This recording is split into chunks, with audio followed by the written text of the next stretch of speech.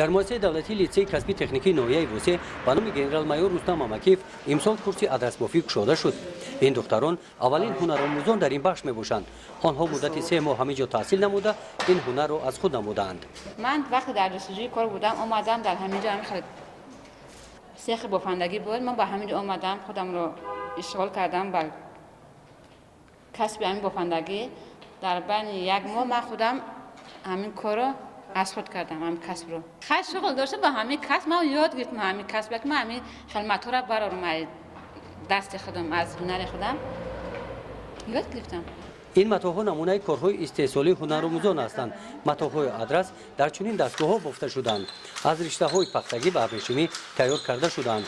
1 متر این لباس در بازار 25 سومانی ارزش دارد. در یک روز یک نفر از 8 تا 10 متر آدرس می‌بافد. کسب خانگی اساسی خیلی اومده با موزان میره خونه دانی میتونن در خونه‌شون همین کسب استفاده ببرن. سو فرزنداشون قدی کارا پیش میبره. در لیسه کسبی تکنیکی نویه وسه در خطور آدرس بافی کورس دوزندگی فعالیت دارد. زنان و دختران محلی اینجا به هنرآموزی جلب کرده شدند. بسیار ختم کنندگان این کورس دوزندگی در جماعت‌های دهات به فعالیت صاحبکاری مشغول هستند. خوانندگانی که لیسه کسبی تکنیکی ما را ختم میکنند از روی مراجعت بعضاً تشکیلات و مؤسسه‌ها با ما مراجعت میکنند برای با کار تامین نمودن آنها و در برابر این از بس که رئیسای جماعت بسیار وقت مراجعت میکنند برای گروه‌های اطلس بافی را اثر نو احیا نمودن. ما خوانندگان را با همون حدودهای جماعت‌های در بالا نامبر شده میفرستیم.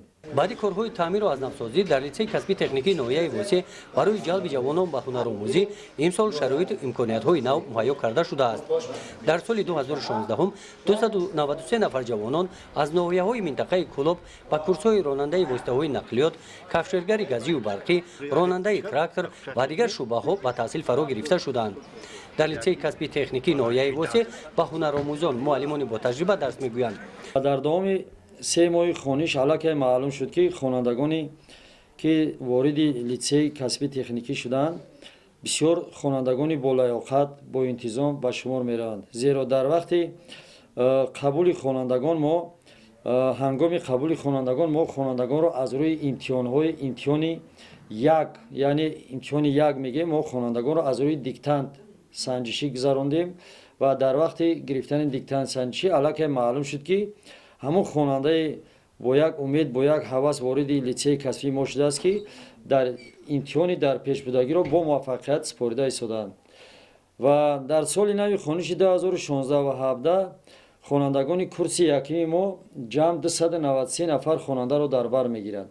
در لیسه کسبی تکنیکی نویه وسه به نام گنرال مایور رستم مامکیف طلبات بازار مهنت را به نوبت گرفته با مقصد وسیع نمودن دایره فعالیت ماموریت لیسه کسبی تکنیکی نیاز دارند در آینده در همین زمینه کالج تکنیکی را تأسیس نمایند. گزارش خواجه نظریف خدای نظر ظهور و فضل نویه وسه برای برنامه اطلاعاتی نوید.